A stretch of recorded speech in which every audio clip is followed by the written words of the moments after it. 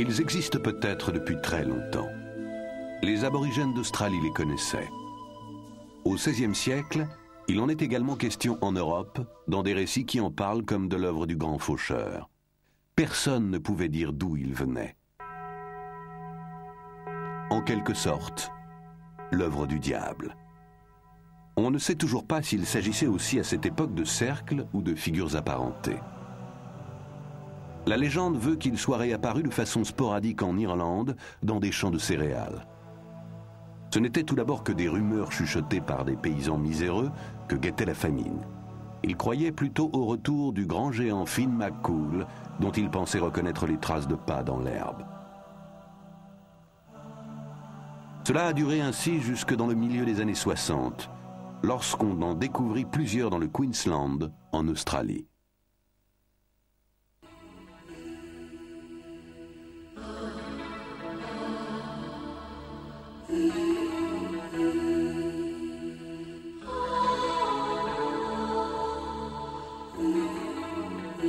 Des traces énigmatiques dans les blés.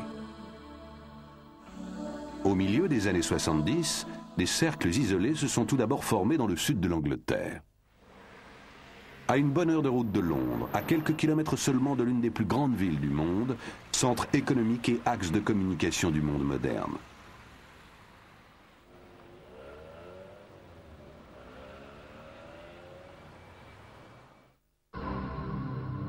C'est là que ces formations presque indescriptibles font leur apparition dans les champs de blé.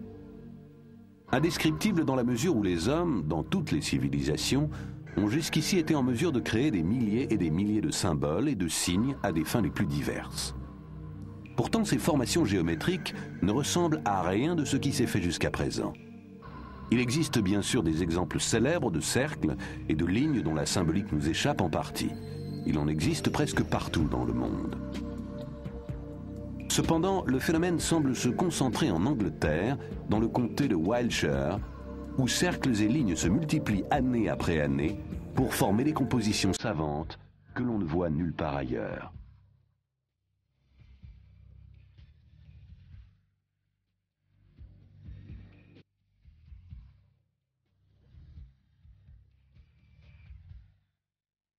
Depuis, les gens affluent du monde entier vers les localités voisines des très nombreux lieux de culte des temps immémoriaux que compte ce pays, comme Glastonbury, Stonehenge ou Avebury.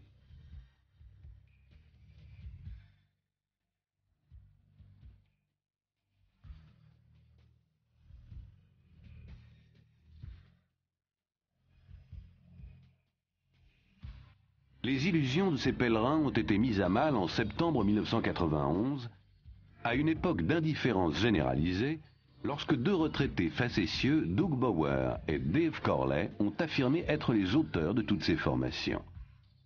Mais des centaines de formations en 3 mois, alors que le blé est en train de croître et de mûrir, il paraissait très improbable qu'ils aient pu faire ça tout seuls. Et lorsqu'on les a interrogés, ils n'ont même pas été capables de reconnaître les formations qu'ils prétendaient avoir eux-mêmes dessinées. Il y a eu, bien entendu, beaucoup de fraudeurs. Mais se sont-ils vraiment inspirés de Bower et Corley? Dessiner des ronds dans l'herbe est-il en passe de devenir, à l'instar de tant de formes d'expression qui n'ont pas trouvé leur place dans les livres d'histoire, l'emblème d'une subculture à laquelle appartiendrait aussi la tradition des arbres de mai des localités voisines?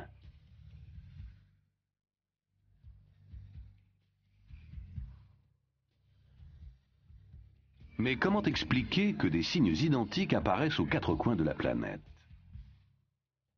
S'agit-il d'une conspiration internationale d'étudiants en mal de distraction qui se servent d'Internet pour donner de l'ampleur à leurs mouvements secrets? Mais pourquoi se donner toute cette peine quand on pense que les journaux n'en parlent même pas, alors que le phénomène dure depuis des années? Le Monde s'est mis à parler des fameux crop circles en 1990 et 91, puis bientôt plus rien dans la presse grand public. C'est comme si, dans toutes les années qui ont suivi, rien ne s'était passé. Pourtant, le phénomène se produisait toujours sans qu'aucune explication ne soit trouvée.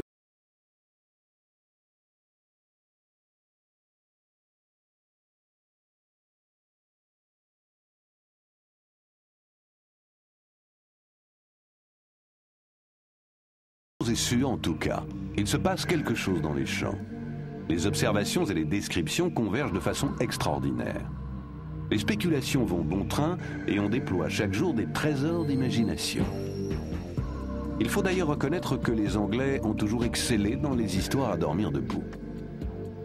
Nous sommes pourtant en présence d'un phénomène réel, qu'on peut toucher. Tout un chacun peut, s'il le veut, entrer dans un cercle, sauter dedans à pieds joints. Chacune de ces formations décrit en son centre une spirale caractéristique autour de laquelle le blé est couché, soit dans le sens des aiguilles d'une montre, soit à rebours.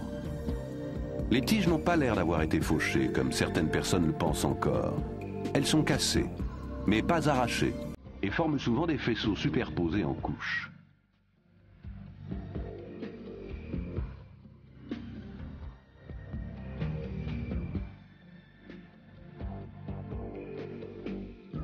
En 1991, environ 250 cercles simples sont apparus, mais aussi, comme en 1990, des formations de grande taille, atteignant 240 mètres de long et présentant des formes très étranges. En 1992, on en compte 180, dont plusieurs certainement fausses. Les critères permettant de distinguer une vraie formation d'une contrefaçon sont assez difficiles à déterminer. Pour pouvoir se prononcer, il est important, semble-t-il, que les traces soient fraîches et que personne n'ait encore pénétré à l'intérieur. Mais cela est impossible à mettre en pratique car personne ne peut dire où apparaîtra le prochain pictogramme. Cela dit, certains chasseurs de traces ont décelé des champs électromagnétiques jusqu'à 3 jours après l'apparition. Des piles qui ont en temps normal une autonomie d'1 heure et demie se vident en 10 minutes, comme si leur énergie était aspirée. Des scientifiques du monde entier, toutes disciplines confondues, se sont rendus dans le sud de l'Angleterre, là où se produisent ces phénomènes, pour trouver des explications rationnelles sur le mode empirique. Depuis, de nombreuses revues scientifiques abordent la question. George Wingfield, éditeur de la revue The Cerealogist, est l'un des plus grands spécialistes dans ce domaine.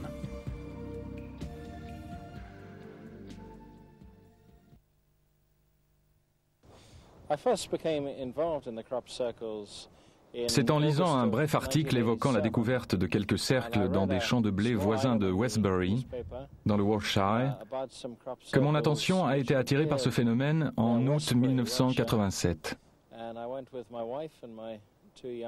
Je me suis rendu sur les lieux en voiture avec ma femme et mes 2 fils, pour voir de quoi il en retournait. Je me souviens encore très bien m'être dit qu'il devait forcément y avoir une explication rationnelle. De par ma formation, j'avais l'habitude de penser selon un schéma scientifique. Mais nous avons dû rapidement admettre que ces 2 cercles que nous avions sous les yeux avaient quelque chose d'énigmatique. Nous avons essayé toutes les hypothèses. Peut-être des vents tourbillonnants ou un phénomène atmosphérique du même genre. Peut-être fallait-il y voir la main de l'homme. Mais nous avions l'impression que ce n'était pas de cela qu'il s'agissait. Le jour même, nous sommes allés voir une autre formation, celle-là très grande, avec 2 grands anneaux autour du centre. Pendant que je me trouvais dans le cercle, ma femme Gloria était restée avec nos 3 chiens sur un promontoire voisin, d'où elle pouvait voir la formation dans sa totalité. Elle a vu des petits éclairs bleus raser le sol pendant 2 ou 3 minutes, sans avoir la moindre idée de ce dont il pouvait s'agir. C'était simplement étrange.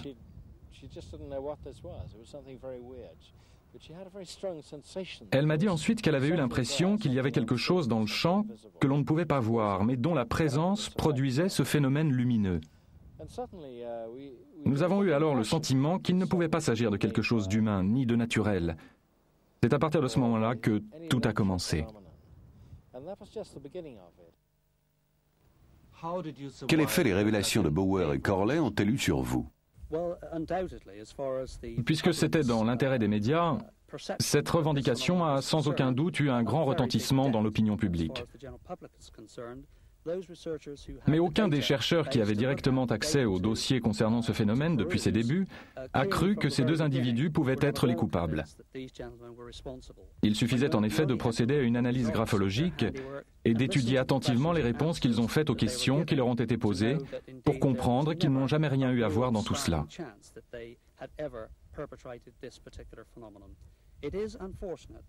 Malheureusement, les médias se sont emparés de l'affaire et la nouvelle est tombée en moins de 12 heures sur les téléscripteurs des radios et télévisions du monde entier. Cette revendication de canular était elle-même un canular. La preuve en est que le phénomène continue à se produire chaque jour aux quatre coins de la planète, à raison de 5 ou 6 cercles par jour.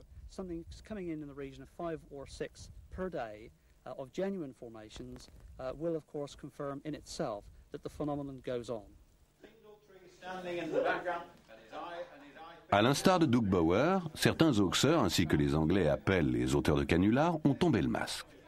Afin de vérifier leurs allégations, comme quoi ils dessinaient comme Bauer et Corley des cercles la nuit à l'aide d'une corde, d'une barre ou d'un rouleau, un magazine allemand a organisé, avec la participation du célèbre biologiste Rupert Sheldrake de l'université de Cambridge, un concours consistant à dessiner la nuit des crop circles sans s'éclairer à la lampe torche ou d'une quelconque autre manière.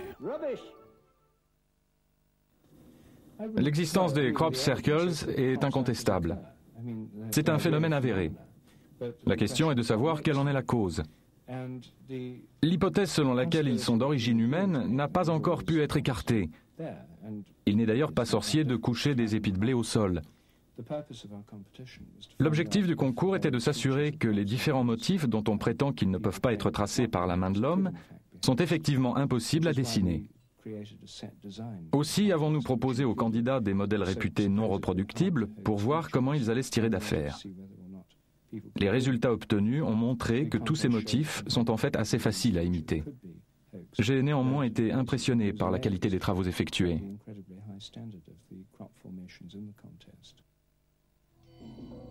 En y regardant de plus près, on s'aperçoit pourtant que les contours ne sont pas tout à fait nets, que certaines tiges sont détachées au lieu d'être simplement cassées, et que la spirale n'est pas irréprochable.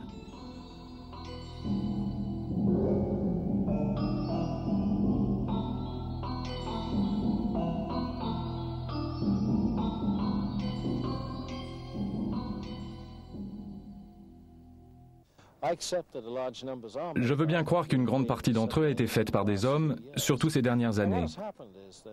Depuis que l'attention de l'opinion publique a été attirée sur les crop circles, c'est-à-dire vers 1989-1990, lorsqu'il en a été beaucoup question dans les journaux et à la télévision, beaucoup de gens se sont sentis concernés.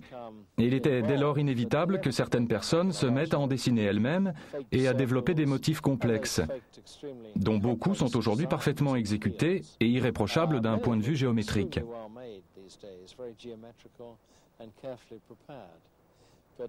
Je suis toutefois convaincu que nous avons affaire là à un phénomène inexpliqué et qui se produit, ne l'oublions pas, partout dans le monde.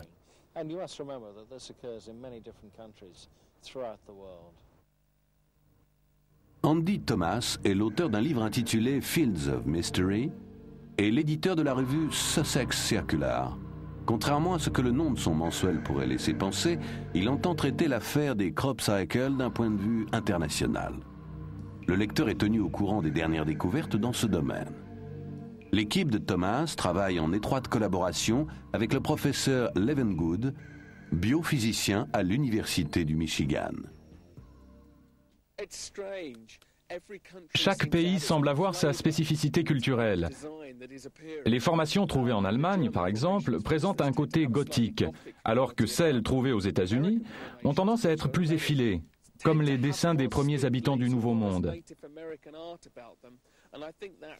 Je pense que cela doit tenir aux forces, quelles qu'elles soient, que renferme chaque région, si bien qu'à une région spécifique correspondent des symboles culturels qui lui sont propres. Les éléments de base sont bien sûr partout les mêmes, à savoir des ronds et des cercles récurrents, mais les dessins eux-mêmes varient d'un pays à l'autre, un peu comme si chacun d'eux était ainsi référencé.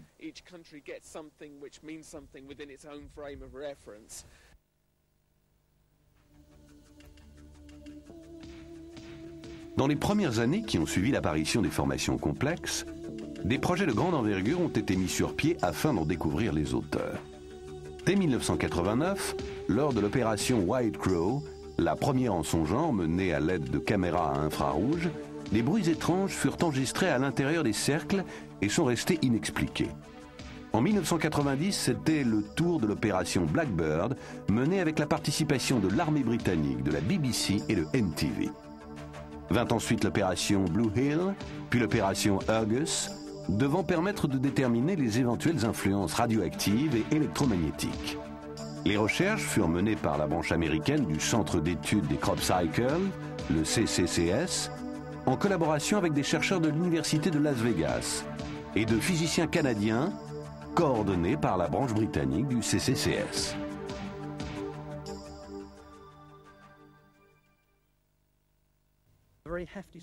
Il s'agit d'un groupe d'environ 20 chercheurs hautement qualifiés, dont des spécialistes du nucléaire, qui se sont concentrés sur 4 ou 5 isotopes anormaux trouvés dans le blé affecté et présentant des temps de demi-amplitude extrêmement brefs, chose inimaginable dans la nature. Ils ont constaté, et cela rien que sur les échantillons analysés en laboratoire, des temps de demi-amplitude allant de 13 heures à 38 jours. C'est bien là la preuve que nous ne sommes pas en présence de phénomènes naturels.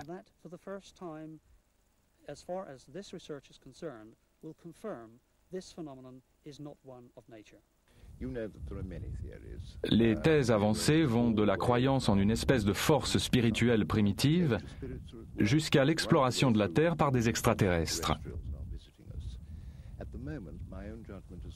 L'objectif de notre opération Argus est de rassembler des faits scientifiques clairs en relation directe avec les événements constatés. Ce n'est que lorsque nous aurons complètement exploité ces données que je commencerai à spéculer sur les causes et les origines. Quoi qu'il en soit, une intelligence est manifestement à l'œuvre et il y a tout à parier qu'il ne s'agit pas d'une intelligence humaine. Dans le Sussex, nous travaillons en étroite collaboration avec l'équipe de recherche américaine BLT, dirigée par le professeur Levengood. Nous prélevons des échantillons de blé couchés à l'intérieur des cercles et nous les envoyons pour analyse aux États-Unis. Le professeur Levengood a découvert que des mutations biologiques avaient eu lieu, ne pouvant s'expliquer par le simple fait que le blé ait été foulé mécaniquement. Les nœuds des tiges sont très volumineux, comme s'ils avaient été gonflés de l'intérieur par une sorte de chauffage n'ayant duré qu'une fraction de seconde.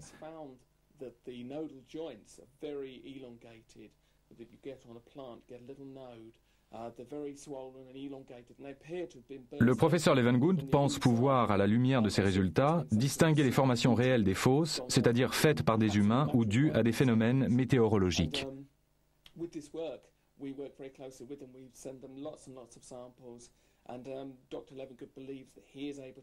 Le professeur Levengood suit de près un phénomène très important, à savoir la mutation génétique structurelle des végétaux. Il a découvert que les graines contenues dans les épis se trouvant à l'intérieur des cercles présentent un état des plus étranges, connu sous le nom de polyembryonie. Il s'agit d'une déviance génétique se caractérisant par la formation de plusieurs embryons dans un même épi. Mais comme il n'y a pas de production d'albumène, ces embryons ne peuvent pas germer. Les mêmes anomalies ont été constatées sur des échantillons que je lui ai moi-même envoyés d'Australie, de Tchadekin au Canada, ainsi que des États-Unis.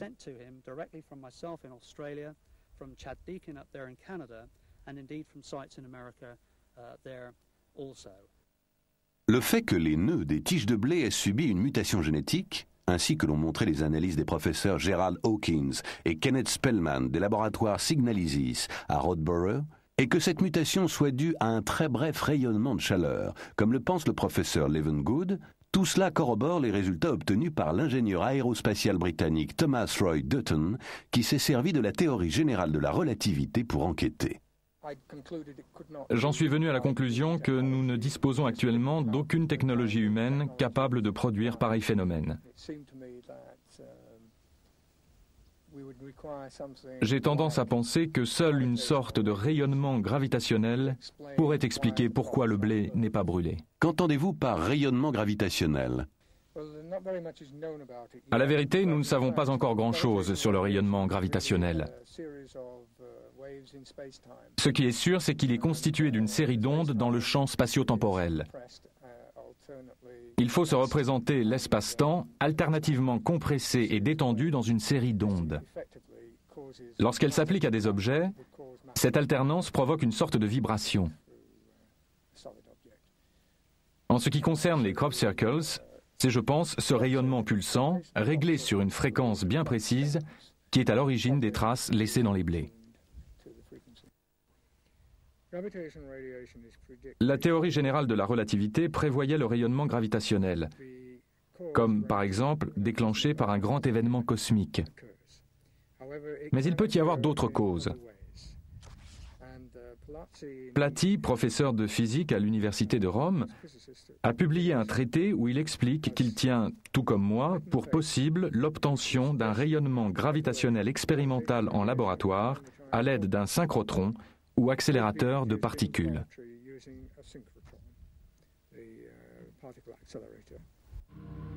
Puisque les résultats obtenus isolément par différents scientifiques ne se contredisent pas, voire se superposent et se complètent, et que la technologie mise en cause ne correspond pas à l'état actuel de la science et dépasse les compétences humaines, la théorie de la composante extraterrestre semble prendre corps. Mais parmi les personnes enthousiasmées par les crop circles, certaines sont prêtes à se contenter de la beauté des formations et de l'effet qu'elles produisent dans leur esprit. Patricia Murray, une Californienne de Santa Monica, vient tous les ans dans le sud de l'Angleterre pour observer ces cercles fascinants.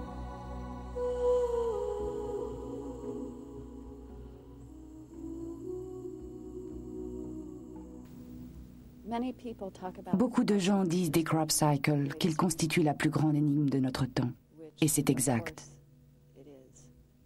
Ça peut se comparer à une grande histoire d'amour.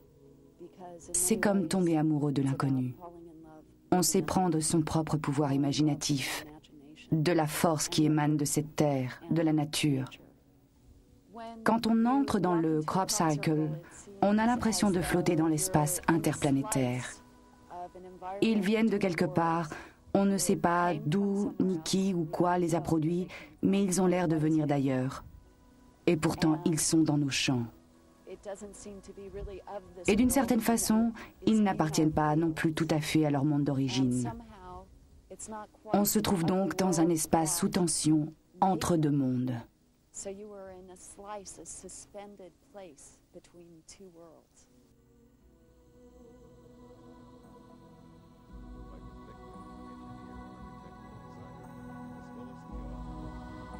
À l'été 1996, le phénomène atteint un nouveau point d'orgue avec l'apparition dans un champ de blé tout proche de Stonehenge, probablement le dimanche 7 juillet, de ce pictogramme composé de 149 cercles.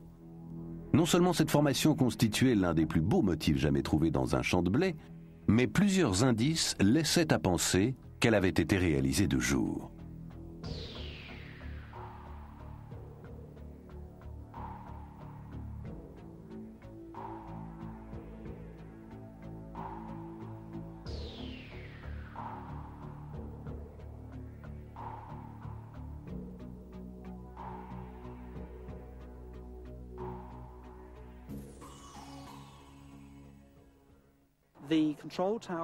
J'ai appris par le biais officiel que la tour de contrôle de Truxtun avait reçu le 7 juillet en fin d'après-midi le message radio d'un pilote affirmant avoir aperçu la formation.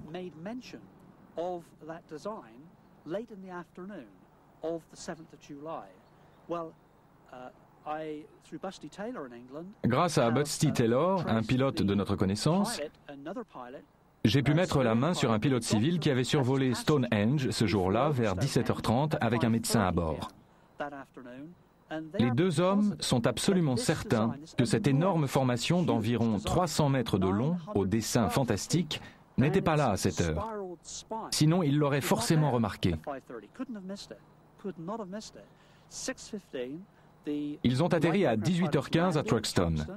Le médecin a ensuite pris la route A303 en direction de Stonehenge et c'est alors qu'il a vu un attroupement d'automobilistes garés au bord de la route pour pouvoir admirer cette exceptionnelle constellation de crop circles.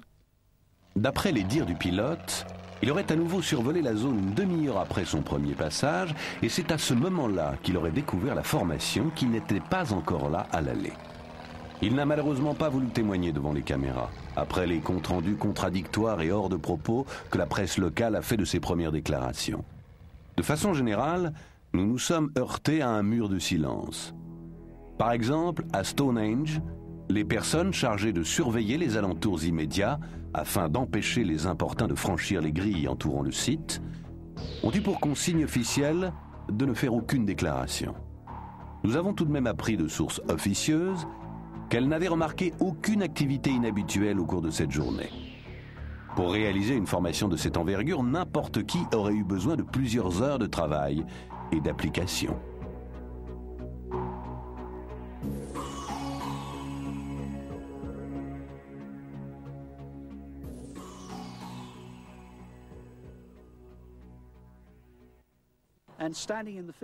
Lorsque vous vous trouvez dans ce champ, vous pouvez voir toutes les voitures qui passent sur la route.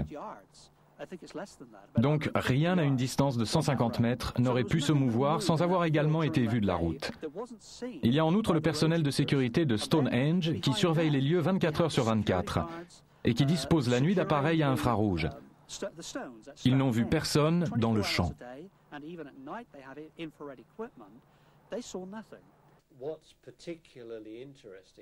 Ce que la formation de Stonehenge a de particulièrement intéressant, c'est qu'elle est l'une des plus complexes qui nous ait été donné de voir. Le fait qu'elle soit apparue de jour constitue de plus une sorte d'escalade.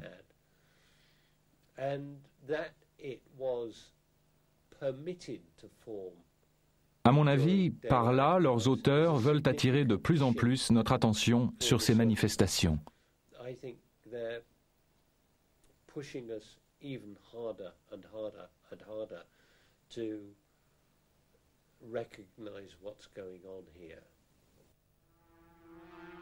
Environ 3000 ans avant Jésus-Christ, les hommes de différentes civilisations qui avaient jusqu'alors fait dans la peinture rupestre stylisée et naturaliste se mirent à graver d'étranges signes abstraits sur les parois rocheuses de leur habitat, signes ayant conservé leur caractère énigmatique jusqu'à aujourd'hui. Comme dans les crop circles, dont il est l'élément de base, le cercle est un motif récurrent que l'on trouve par milliers aux quatre coins de la planète. Il semble que ce soit un symbole élémentaire, indissociable de l'histoire de l'humanité. Il apparaît dans les vestiges de la culture celtique, aussi bien que dans les cimetières anglais, ou sous forme de spirale dans les galeries funéraires de Newgrange en Irlande. Les spirales et les cercles symbolisaient-ils autrefois le voyage labyrinthique vers le royaume des morts, le long chemin semé d'embûches qu'est la vie et l'éternel retour du destin inexorable? Ce que nous retrouvons dans les cercles modernes, se développant avec les progrès des connaissances, correspond-il à des œuvres commémoratives ou à des marques d'inventaire?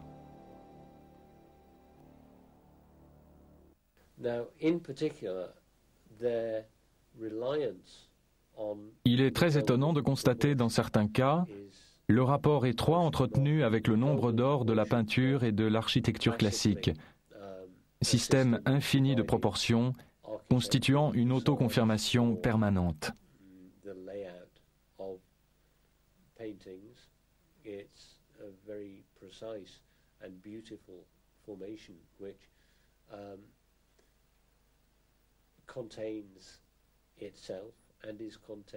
Ce qu'il y a d'intéressant avec le nombre d'or, c'est que c'est un système de proportions dont Dieu lui-même se sert pour créer une fleur ou un arbre.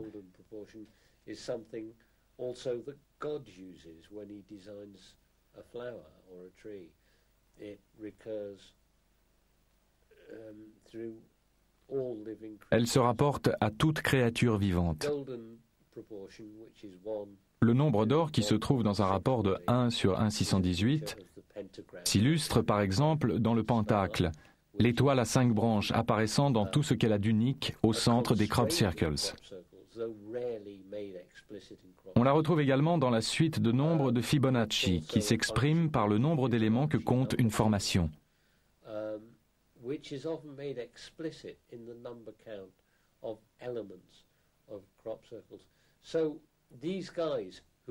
Une chose est sûre, Les auteurs de ces cercles connaissent toutes ces règles sur le bout des doigts.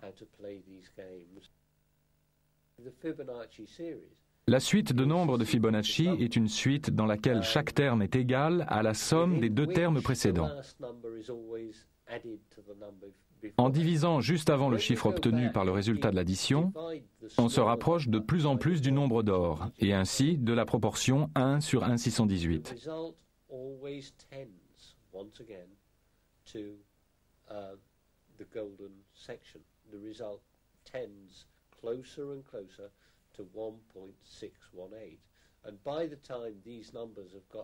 Dans la région où les nombres deviennent de plus en plus grands, c'est-à-dire lorsque l'on arrive vers les nombres 55, 89 et 144, le résultat de la division du nombre le plus grand par le nombre le plus petit correspond de plus en plus au 1/618 du nombre d'or. La méthode de Fibonacci permet donc de calculer au plus près le nombre d'or, qui a également d'autres fonctions dans les jeux de nombres auxquels se livrent les auteurs de crop circles.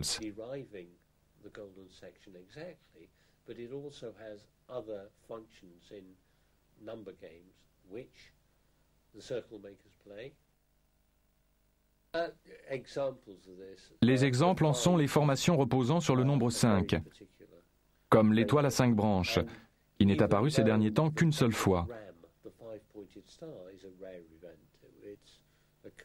mais aussi la quintuple formation assez fréquente, rappelant les 5 points d'un dé et dont nous voyons ici 2 spécimens placés côte à côte.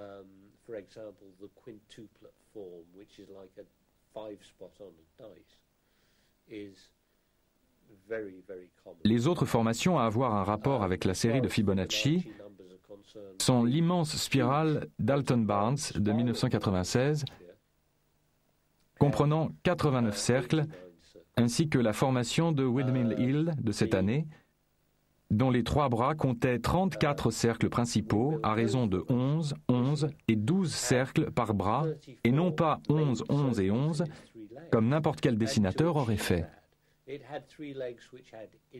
De toute évidence, la formation devait atteindre le nombre magique de Fibonacci de 34.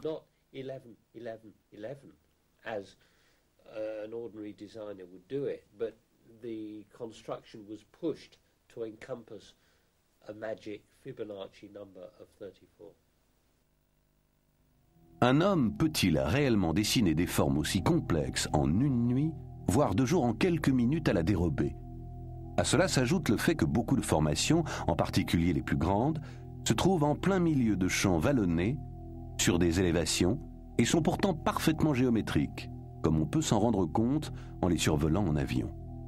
Comment des concepteurs humains auraient-ils pu prendre en compte tous les paramètres et parvenir à un tel résultat? Voilà une tâche particulièrement ardue.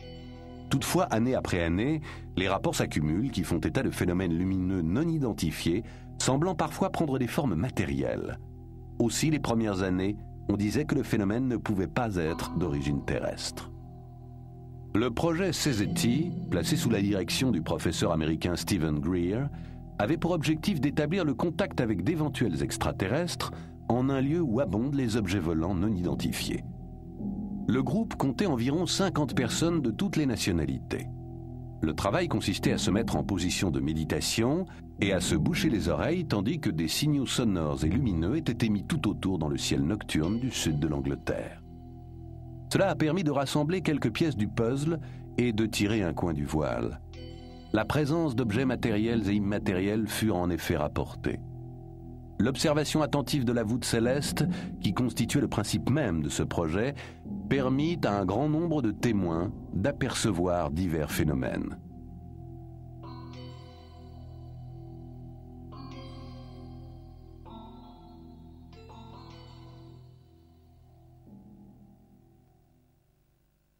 Nous nous trouvions dans le Toothmead Field, avec notre groupe en train d'exécuter le point CE5 du procès-verbal, installé dans un crop circle, lorsque nous avons été surpris par une pluie torrentielle. Il faut préciser qu'avant cela, nous avions déjà aperçu, à 10 ou 15 minutes d'intervalle, 4 objets non identifiés se dirigeant vers l'est et semblant planer au-dessus de l'horizon. Pendant un court laps de temps, 2 qui sont apparus en même temps. Tout ça se passait à une altitude d'environ 3000 mètres, mais il est difficile de se faire une idée précise.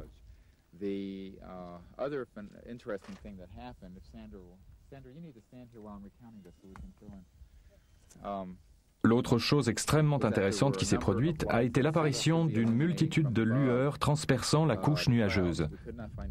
Du sol, il était impossible d'en distinguer la source. L'une d'elles avait la forme d'une roue de chariot et éclairait les nuages par au-dessus. Nous avons pu l'observer pendant plusieurs minutes, au moins 10, tandis qu'elle apparaissait et disparaissait continuellement. Puis tout d'un coup, il y a eu de gros nuages noirs et nous nous sommes retrouvés dans l'obscurité totale. C'était comme si toute la région baignait dans un gros nuage noir, puis il y a eu une percée et il s'est mis à pleuvoir des cordes. Je pense qu'en réalité, une lueur est apparue sur le bord du cercle. Il y avait une masse dont la forme était plus large en haut qu'en bas, qui bougeait dans cette zone lumineuse. Elle bougeait de façon aléatoire et elle ne semblait pas avoir de trajectoire prédéfinie. Oui, exactement, comme si elle évoluait dans un champ magnétique qui se situait au bord nord du cercle où nous nous tenions. Ce que c'était, personne ne le sait, mais nous l'avons tous vu. Par ailleurs, il y avait d'autres phénomènes, mais de moindre importance que dans le cercle principal. Avec la pluie, tout le monde sur le haut de la colline a été trempé, ce qui nous a contraints à partir. J'ai eu l'intuition de venir nous garer ici, sur cette route. Tout le monde est parti, sauf nous 4, qui nous sommes garés là, Chris Mansell, Sandra Small, moi-même et Annika. Une fois à Woodborough Hill, il s'est mis à pleuvoir et il a fallu interrompre l'observation.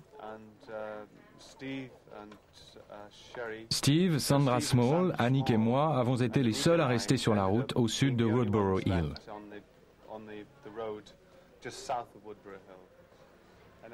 Puis tout d'un coup, entre minuit et quart et minuit et demi, j'ai aperçu cette série de lumières.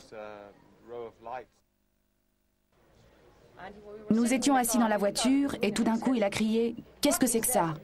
Puis il est sorti pour aller cogner à la vitre de Steve Greer. La voiture de Chris et de son amie Annika était derrière la nôtre. Sur le coup de minuit 20, minuit et demi, il vient cogner à ma vitre côté conducteur. Il frappait si fort que j'ai cru qu'il allait me la casser, tellement il était excité. J'ai baissé la vitre et il m'a crié « Regarde, regarde donc un peu ça !» Il y a une soucoupe en train d'atterrir. C'est donc bien Chris qui l'a vu le premier. Je suis sorti de la voiture pour aller prévenir Steve. Nous voulions voir ça de plus près, car nous étions persuadés que cette formation lumineuse ne pouvait pas être celle d'un avion, d'un hélicoptère ou d'une voiture, qu'il était tout simplement impossible de se l'expliquer.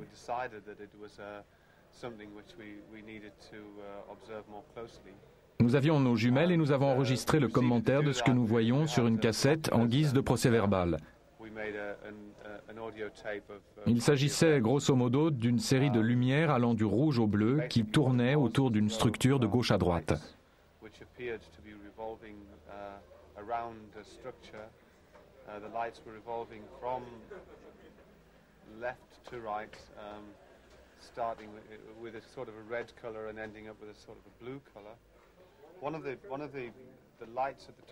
L'une des lumières se trouvant au sommet de la structure s'éloignait continuellement de l'objet et semblait livrée à elle-même, puis revenait à son point de départ. La même chose s'est ensuite produite avec les lumières situées à la base. Elles partaient assez loin, parfois vers la gauche, parfois vers la droite, et revenaient.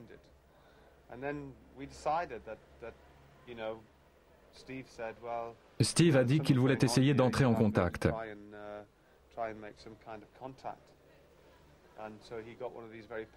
Il est alors allé chercher en vitesse une lampe halogène très puissante dans la voiture et il l'a fait clignoter 2 fois.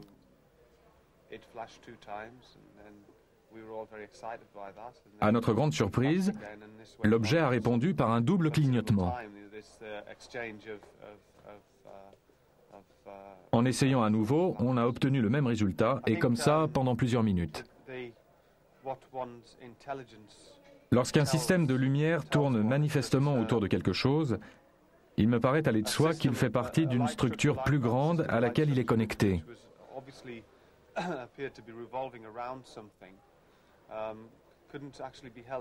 Je ne vois pas comment il pourrait en être autrement. Mais maintenant, qui peut dire vraiment ce qui est de l'ordre du possible et ce qui ne l'est pas?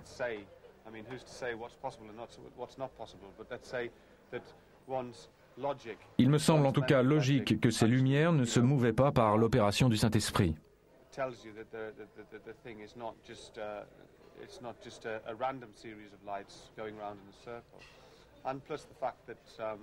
D'ailleurs, lorsque l'objet s'est rapproché du sol, nous avons cru voir des contours se détacher sur les arbres en arrière-fond, comme si la forme se précisait.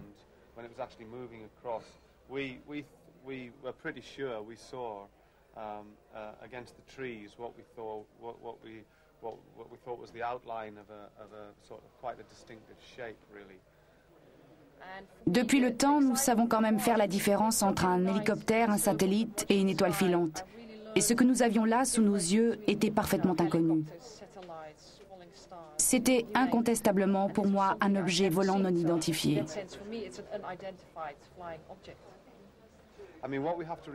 Il faut préciser que c'est tout à fait par hasard que nous nous trouvions là à ce moment-là. Personne ne pouvait le savoir et il ne peut donc pas s'agir d'une blague que quelqu'un aurait voulu jouer à l'équipe de Steve Greer.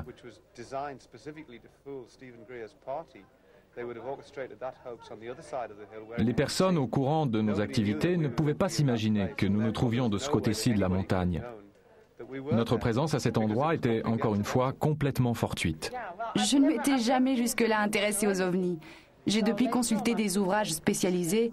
C'était plus vrai que nature, comme dans les bandes dessinées. Comment pouvez-vous être certaine qu'il ne s'agit pas d'une supercherie?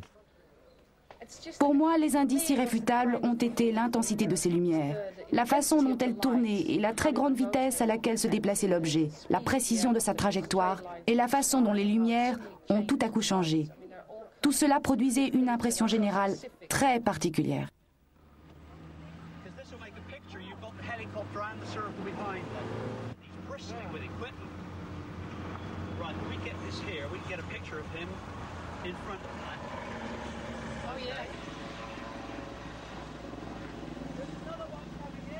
Colin Andrews et ses collègues ont été témoins de l'intérêt que porte l'armée au problème des crop circles lorsqu'à l'été 1994, ils ont aperçu un hélicoptère militaire volé à Alton Barnes au-dessus d'un champ où l'on découvre chaque année plusieurs formations intéressantes. Les lieux sont pourtant surveillés à l'aide de caméras infrarouges depuis 1991. Les occupants de l'hélicoptère, apparemment très agités, portaient toute leur attention sur un objet identique à la soucoupe filmée en 1990 par Steve Alexander au même endroit. À l'apparition de l'hélicoptère, l'objet s'est déplacé très rapidement vers le champ voisin où un scintillement au sol trahissait sa position.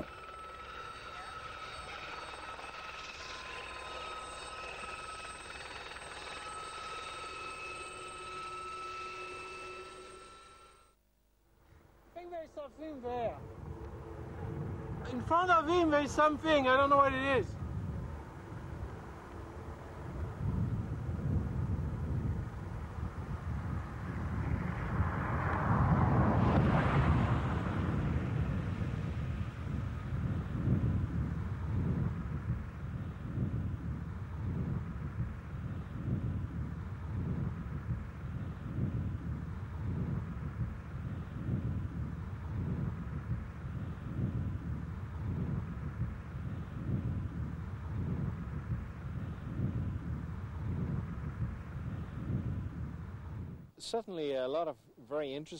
Au fil des ans, certaines scènes intéressantes en rapport avec les formations de crop circles ont été filmées, mais beaucoup de choses des plus curieuses ont malheureusement échappé à la caméra.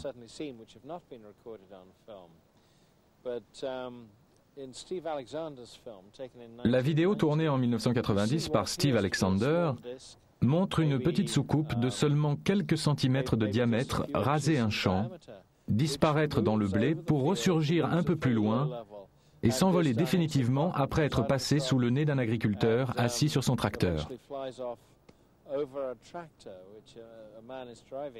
Celui-ci regarde vers le ciel. Il confirme avoir vu l'objet. Personne n'a encore réussi à trouver une explication à cet incident.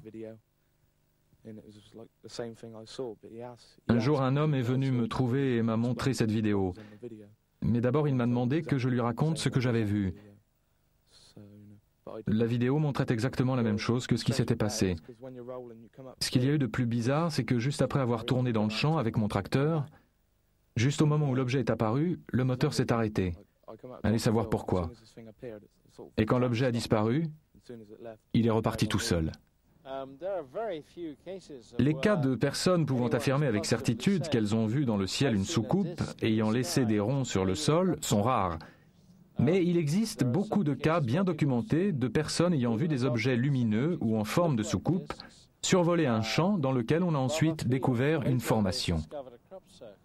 Le 11 août 1996 à l'aube, caché sur le promontoire rocheux d'Oliver Castle, près de Davies, d'où il guettait des plaisantins afin de les prendre en flagrant délit, un amateur ne désirant pas dévoiler son identité a réussi la prouesse, si tant est qu'il s'agisse d'un document authentique, de filmer ceci.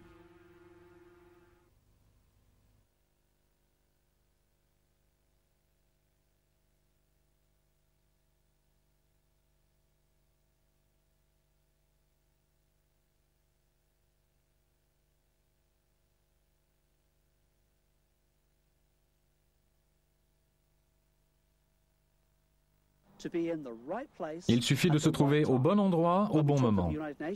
Quand il y a 3 ans, j'ai donné une conférence aux Nations Unies, à l'occasion de laquelle je me suis entretenu avec Mohamed Ramadan, chargé de mission du groupe pour les questions paranormales. Il m'a été demandé d'enquêter de façon plus approfondie sur environ 70 cas s'étant produits aux 4 coins du monde.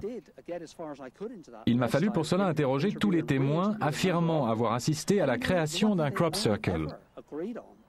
Il y a une chose sur laquelle ils sont tous d'accord, alors que par ailleurs ils se contredisent souvent, ce qui rend d'ailleurs leur témoignage d'autant plus crédible étant donné que, d'un lieu à l'autre, les paramètres ne sont jamais les mêmes.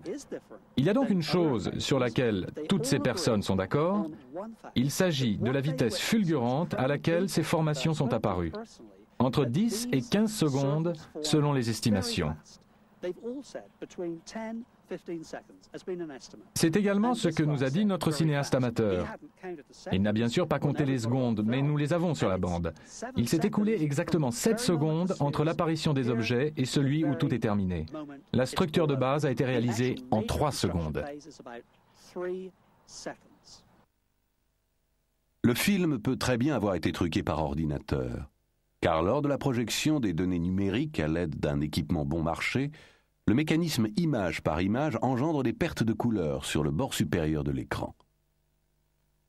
Il est également possible que le film ait été construit minutieusement image par image et qu'en passant de l'original à la copie, on ait omis de passer le Time Base Corrector, car les pertes de couleur peuvent également être dues à un découpage non professionnel en système PAL. Quoi qu'il en soit, nous devions vous montrer ce film, car il illustre très bien le propos des témoins au sujet de l'apparition des formations. Ce document aide à se représenter le phénomène.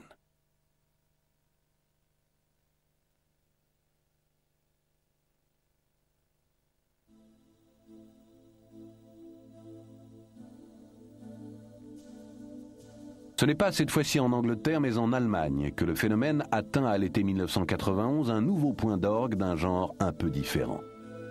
Le 23 juillet, une formation dont la taille est proche des plus grands pictogrammes anglais apparaît à proximité d'un tumulus germain dans un champ de blé non loin d'Hildesheim.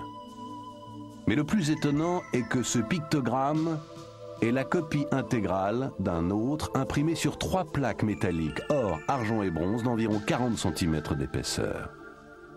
Les plaques découvertes dans le Tibergsfeld ont été analysées par des experts à Berlin.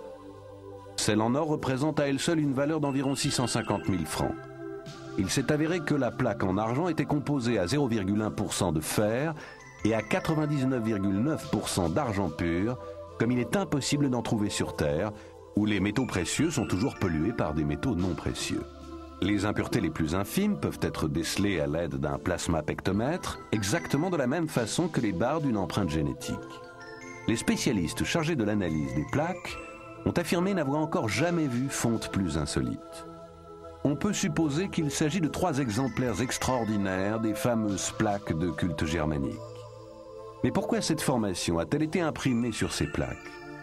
Le mystère s'épaissit lorsque l'on consulte l'édition de Leipzig de 1890 des Eddas, recueil des traditions mythologiques des anciens Germains, et que l'on y lit « Aussi retrouverez-vous dans l'herbe les tablettes en or miraculeuses dont Odin et les As se servaient pour communiquer. » Certains astrophysiciens ouvrent des voies dépassant de loin les dimensions einsteiniennes et constituant les éléments d'une nouvelle compréhension de notre existence. Johannes Butler est l'un d'eux. Ces conclusions trouvent un pendant dans les travaux du biochimiste Rupert Sheldrake, qui a exposé sa théorie dans un livre intitulé « L'univers créateur ». Des champs morphogénétiques et leur résonance ont une force directrice qui réunit tous les organismes au-delà du monde matériel et détermine l'évolution.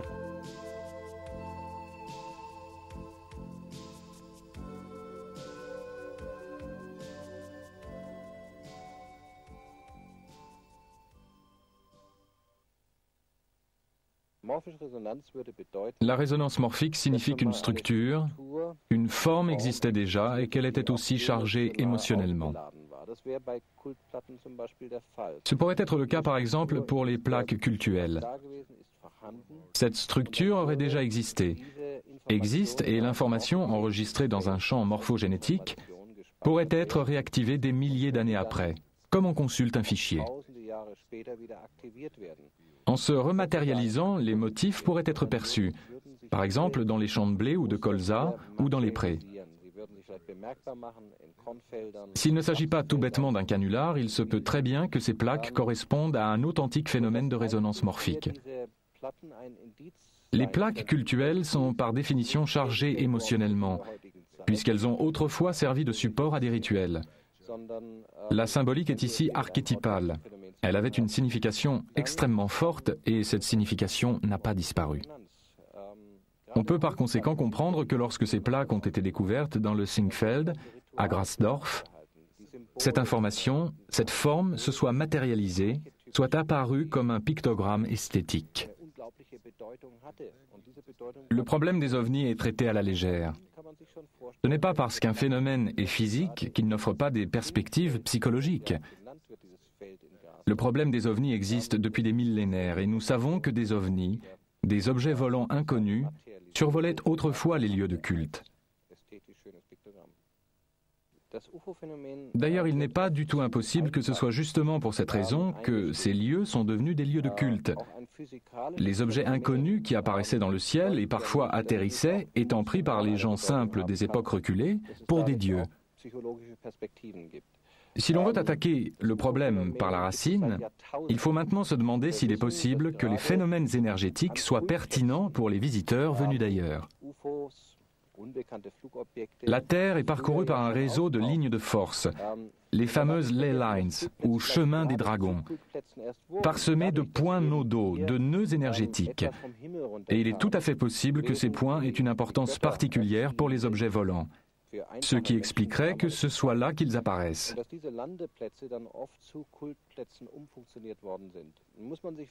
Cela ne veut pas dire pour autant que les ovnis sont la cause des pictogrammes, mais qu'il y a en tout cas coïncidence entre les deux, du fait de l'activité énergétique antédiluvienne du lieu.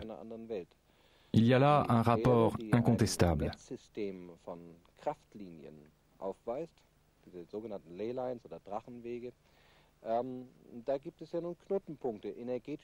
Je considère les pictogrammes comme un phénomène terrestre et non pas extraterrestre. Et le fait que ce soit justement au même endroit qu'apparaissent les ovnis veut simplement dire que ces lieux ont une grande importance et que les pictogrammes qui apparaissent de nos jours ont toute une histoire derrière eux. Une histoire non seulement liée aux extraterrestres, mais également à l'évolution de notre conscience. Nous sommes en effet tous très nostalgiques d'une nature avec laquelle nous étions en phase.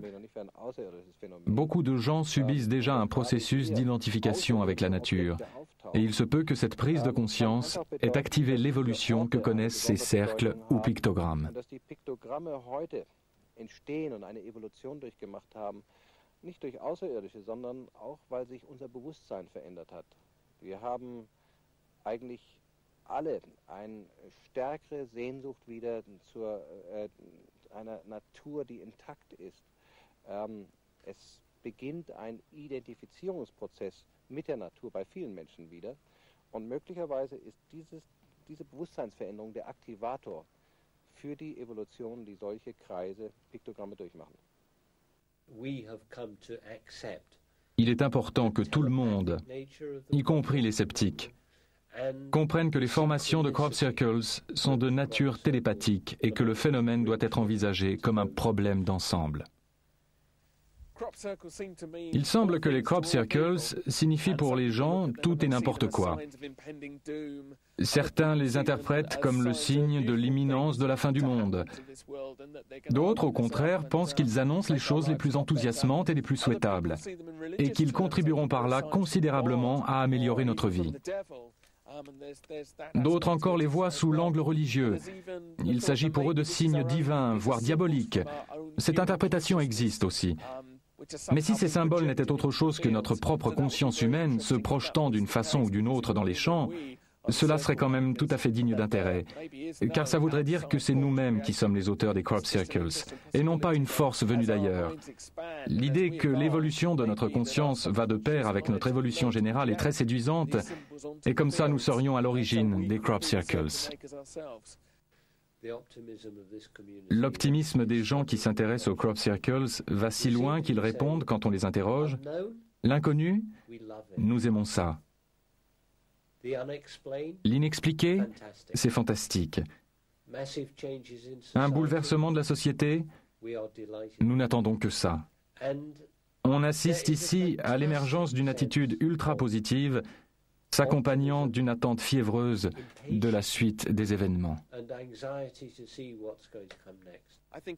Je pense que s'il y a une idée directrice à la base, c'est de faire prendre conscience aux gens que, face à des énigmes aussi palpitantes, ils se demandent nécessairement à quoi est-ce que ça peut ressembler, ou ce que ça peut signifier.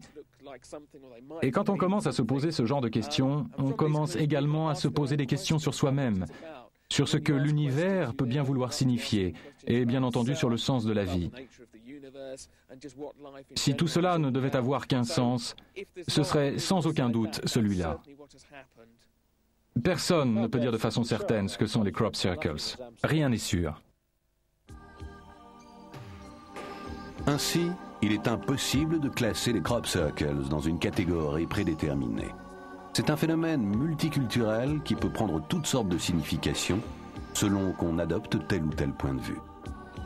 Ils sont peut-être aussi l'expression supérieure d'un état de conscience collectif constitué de notre subconscient originel et d'une symbolique semblable à la signification supposée des cercles en spirale que l'on trouve sur les galeries funéraires de Newgrange en Irlande et qui représentent probablement le voyage labyrinthique vers le royaume des morts.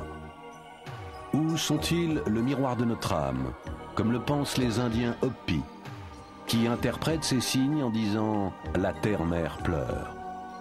Ou faut-il y voir le fait d'une civilisation venant d'une autre planète pour nous faire prendre conscience du piteux état dans lequel se trouve la Terre à l'aube du XXIe siècle, conséquence de la surpopulation et des dégâts causés à l'environnement, et cela en inscrivant des symboles dans le blé, élément de base depuis toujours de notre alimentation. La ressemblance avec la représentation de l'ADN, siège de notre génome, de toutes les informations concernant notre hérédité, de celle des animaux et de celle des plantes, ne nous invite-t-elle pas à comprendre à quel point tout est génétiquement programmé et que nos capacités de manipulation génétique ne doivent pas être sous-estimées? Peut-être n'est-ce pas par hasard si les auteurs de ces signes s'adressent directement et de façon à ne pas passer inaperçus à tous les hommes et non pas aux seuls dirigeants. Ou peut-être Doug Bauer et Dave Corley, ainsi que leurs émules, ne sont-ils que les instruments d'une conscience supérieure, puisque eux-mêmes affirment ne pas savoir ce qui les a poussés au début à prendre part à toute cette histoire. En tout cas, personne n'est aujourd'hui en mesure d'apporter une seule et vraie réponse à la question des signes du temps.